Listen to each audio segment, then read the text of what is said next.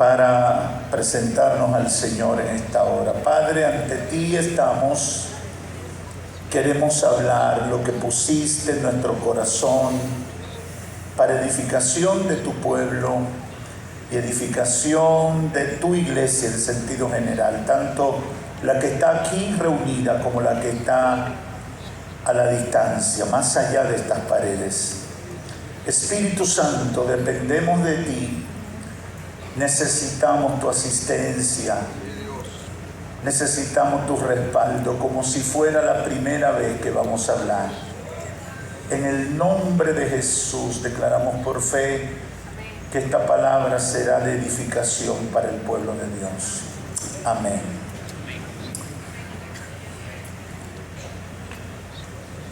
Los retos del pentecostalismo es la asignación que tengo para esta oportunidad.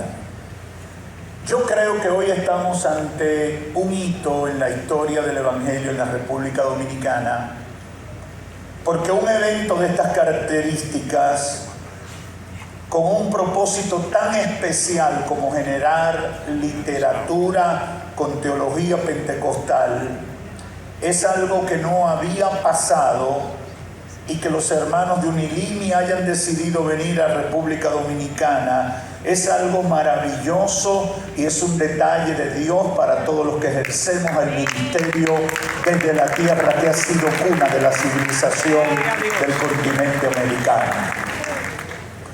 Todas las ponencias, los talleres, las historias y testimonios que se han compartido, creo que han edificado favorablemente al cuerpo de Cristo, y lo seguirá haciendo con los libros y textos que surgirán de este evento.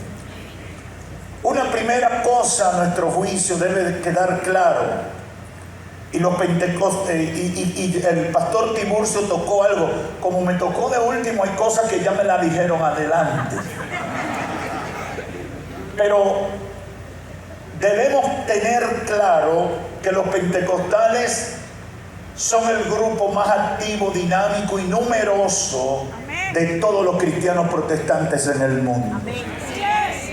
De acuerdo a un pronóstico que hizo el Instituto Hartford, para el año 2050 seremos unos 1.000 millones, representando el 70% de todos los cristianos protestantes y una mayoría dentro de los cristianos, incluyendo a los católicos, dice este instituto.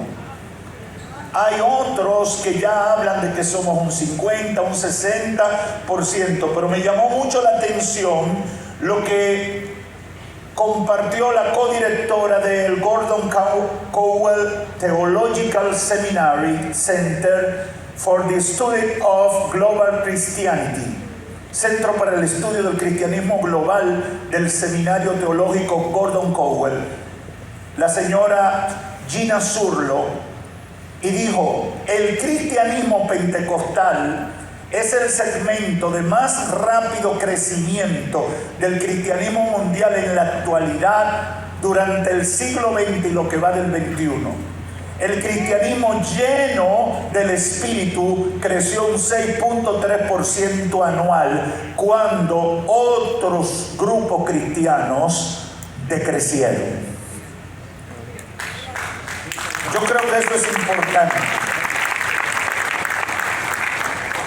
Víctor hizo referencia a algo que yo tenía aquí también, de la Pew Templeton Global Religious Future, que analiza el cambio religioso y su impacto en las sociedades de todo el mundo, que determinó que en los 18 países de América Latina y Puerto Rico, una media de casi 2/3 de los protestantes, es decir, 65%, se identifican como cristianos pentecostales, ya sea porque pertenecen a una denominación pentecostal o porque se identifican personalmente como pentecostales independientes de una denominación. Y finalmente el Consejo Mundial de Iglesias, en uno de sus boletines, publicó, de acuerdo a la base de datos cristiana mundial, el World Christian Database, el número de pentecostales supera superó para el 2022 los 600 millones de personas que abiertamente se identificaban como pentecostal. ¿Qué es lo que quiero decir con todo esto? Que todos los pronósticos apuntan a que diferentes estudios, cada organización y diferentes organizaciones hacen estudios, pero cuando usted establece los elementos comunes se da cuenta que los pentecostales son los que llevan el liderazgo de la proclamación del Evangelio y de la influencia del Evangelio en todo el mundo. Y eso debe ser algo que nos debe motivar a nosotros para alabar y glorificar el nombre del Señor. Ahora bien, toda esta bendición tiene que ser vista ante la realidad espiritual que la Biblia nos plantea. Nuestro adversario, el diablo, desarrolla ingentes esfuerzos para detener a la iglesia y abortar el proyecto de salvación a nivel global, regional, nacional y particular, si se lo permitimos. El apóstol Pedro lo sentencia en 1 de Pedro 5:8 cuando declaró: sed sobrios, porque vuestro adversario el diablo, como león rugiente, anda alrededor buscando a quien devorar. No podemos embriagarnos de grandeza y de autosatisfacción que nos lleve al descuido espiritual, o que produzca lo que ha ocurrido en lugares como el continente europeo, donde el cristianismo, donde la gente que se identifica como cristiano anda por debajo del 20%. ¿Cuáles son los retos? Si volvemos al siglo I y conocemos algunos referentes de la iglesia, sobre todo de esa iglesia llamada la primitiva, podemos identificarlo. Y yo comienzo con el primero.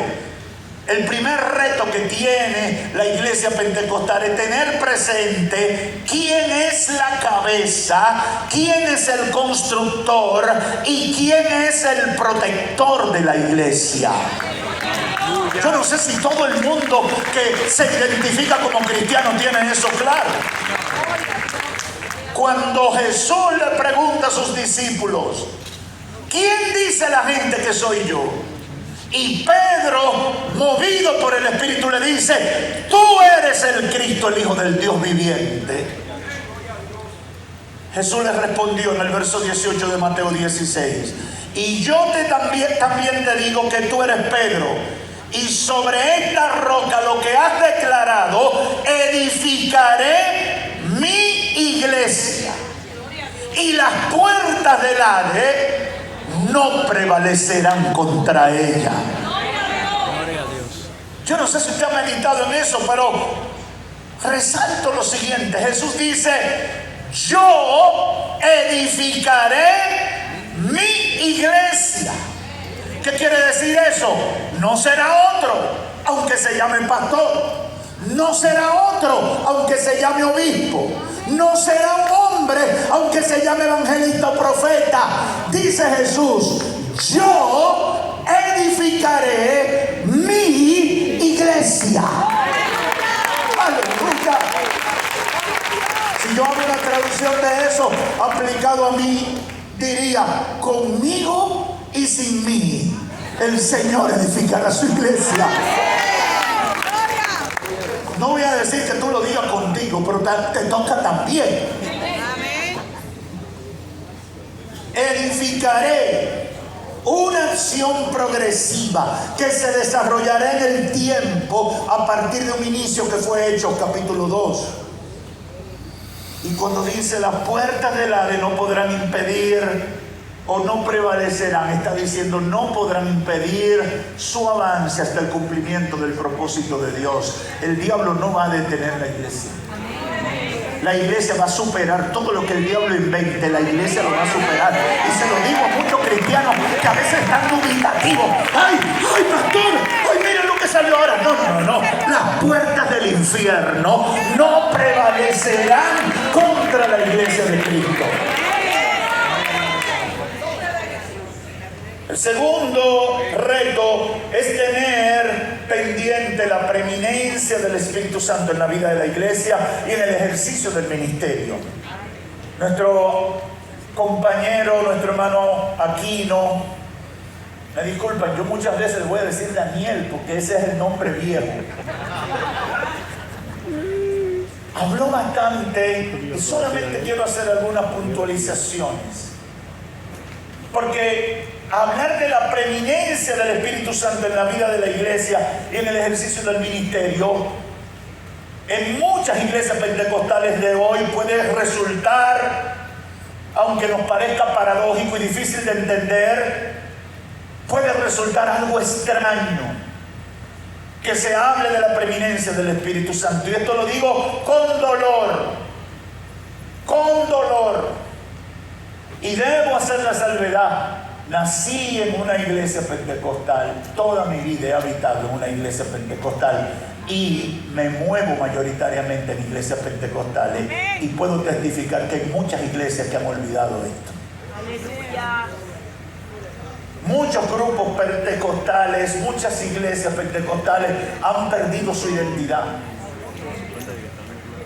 porque ignoran la obra del Espíritu Santo antes y posterior a la salvación. Antes y posterior a la salvación. Y no tengo tiempo para entrar en detalle con eso, pero el Espíritu Santo tiene un papel antes y después de la salvación. Stanley Romain Hopper declaró: la doctrina del Espíritu Santo es al mismo tiempo la más central y la más descuidada de la fe cristiana. Es la más central en el sentido de que todo en los evangelios está energizado y motivado por y a través de lo que hace el Espíritu Santo. Es paradójico entonces que muchas iglesias en sus reuniones el Espíritu Santo no tiene ningún papel. En muy pocas iglesias del siglo XXI se habla de la necesidad del bautismo con el Espíritu Santo. Casi nadie hace referencia al deseo de recibir los dones del Espíritu que son impartidos por el Espíritu a la iglesia, y mucho menos que tenga el papel protagónico en nuestras actividades. Me sorprendo cuando soy calificado de radical por el simple hecho de orar por los enfermos y los necesitados en cada culto que se hace en las iglesias que pastoreo. Tengo gente que me ha calificado: tú eres un radical, yo pensaba que tú ibas a ser más moderno.